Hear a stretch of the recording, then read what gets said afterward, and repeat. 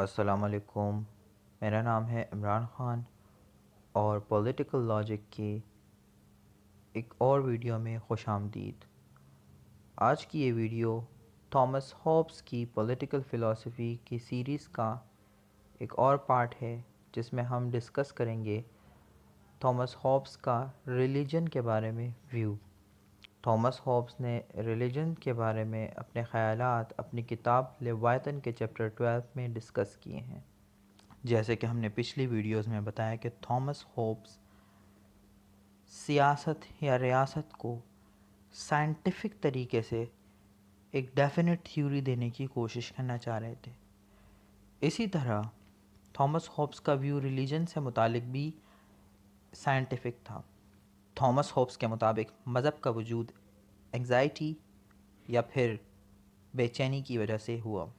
انہیں لگتا تھا کہ مذہب اس لیے وجود میں آیا کیونکہ کاز اور اس کے ایفیکٹس، یعنی جو چیز کائنات میں ہو رہی ہیں، جو موشن ہو رہی ہے، اور اس کے جو ایفیکٹس، اس کے جو اثرات اس سے مرتب ہو رہے ہیں، ان اثرات کے وجوہات کے جاننے کی کمی یا اس کے بارے میں نالج کی کمی کی وجہ سے لوگ اسے مذہب سے ایٹریبیوٹ کرتے ہیں۔ انہوں نے لیویاتھن کے چیپٹر 12 میں 3 وجوہات بتائی مذہب کے بننے کی۔ پہلی وجہ curiosity into the cause of events, یعنی کوئی بھی اگر ایونٹ ہو رہا ہے اس کے بارے میں سوالات اٹھنا اور جاننا کہ آخر یہ ہو کیوں رہا ہے، تو وہ ایک وجہ ہوتی ہے کہ جس سے ریلیجن وجود میں آتا ہے۔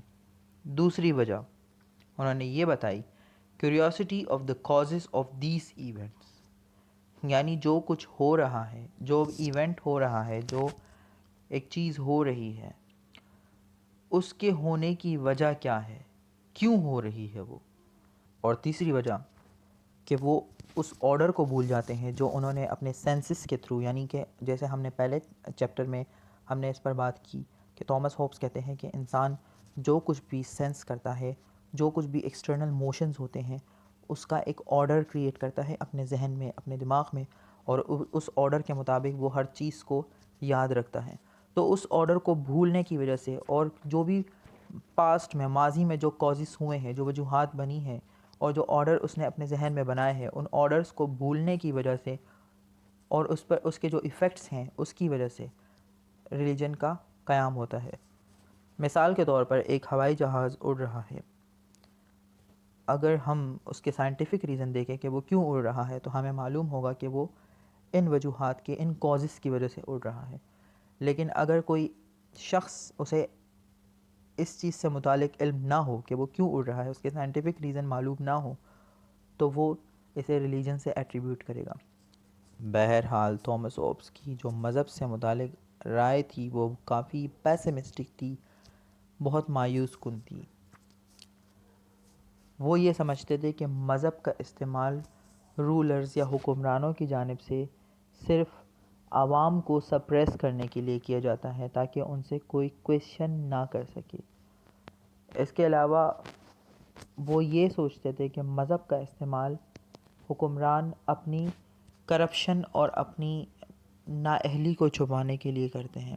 مثال انہوں نے اس چیپٹر میں یہ دی کہ اگر کوئی قحط سالی آتی ہے یا پھر بارشوں کی وجہ سے فصلیں خراب ہوتی ہیں، تو حکمران یا پھر چرچ یا پھر جو بھی مذہبی پیشوا ہیں یا جو بھی مذہبی لیڈرز ہیں، وہ اس کا ملبہ عوام پر ڈال دیتے ہیں، اور وہ یہ بتاتے ہیں کہ یہ عوام کے گناہوں کی وجہ سے، لوگوں کی گناہوں کی وجہ سے یہ آفت آئی ہے۔ لیکن وہ یہ نہیں بتاتے کہ اس کے پیچھے اصل حقیقت یہ ہے کہ حکمرانوں کی نااہلی ہے۔ اگر وہ چاہتے تو وہ پہلے سے اچھے سے انتظامات کرتے اور یہ سب کچھ نہ ہو پاتا۔ تو اس لیے کہا جاتا ہے کہ تھامس ہوبز کی جو رائے تھی مذہب کے حوالے سے، اس کی پیسمسٹک ہونے کی ایک یہ وجہ بھی تھی۔ اور جس دور سے ان کا تعلق تھا اور جس دور میں یہ کتاب لکھی گئی تھی، اس دور میں یورپ پر مذہب کا بہت زیادہ غلبہ تھا، یعنی چرچ جو کہتا وہی پتھر کی لکیر ہوتی، چرچ ہی تمام فیصلے کرتا اور چرچ ہی حکمرانوں کا انتخاب یا حکمرانوں کو ہٹانے کے فیصلے صادر کرتا، یہاں تک کہ حکمران بھی ان کے ہی کہنے پر چلتے۔ اس کے علاوہ تھامس ہابس ایبسلیوٹ مونارکی کے حامی تھے، لیکن وہ اس چیز کے خلاف تھے کہ کوئی بھی حکمران یہ کہہ کر حکمرانی کرے کہ وہ خدا کی طرف سے نمائندہ ہے، خدا کی طرف سے وہ بادشاہ بنا کر بھیجا گیا ہے۔ اس چیز کے وہ سخت خلاف تھے، اور یہی وجہ ہے کہ لیوائتھن کو رائلسٹ یا مونارکسٹ اس کو اپوز کرتے تھے۔ وہ یہ کہتے تھے کہ یہ ایک ریپبلک ہے۔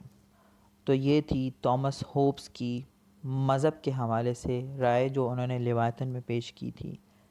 اس کے علاوہ ایک چیز اور میں ایڈ کرنا چاہوں گا کہ تھامس ہوبس کی یہ مذہب کے حوالے سے جو ویو ہے، یہ تھامس ہوبس کا ویو ہے، یہ میرا ویو نہیں ہے، لہٰذا اس کو تھامس ہوبس کے ریلیجس ویو کے حیثیت سے ہی اسے آپ سمجھنے کی کوشش کریں۔ بہرحال ہم اگلی ویڈیو میں تھامس ہوبس کی سوشل کانٹریکٹ تھیوری کو ڈسکس کریں گے اور اسے سمجھنے کی کوشش کریں گے۔ ویڈیو دیکھنے کا شکریہ۔ اللہ حافظ۔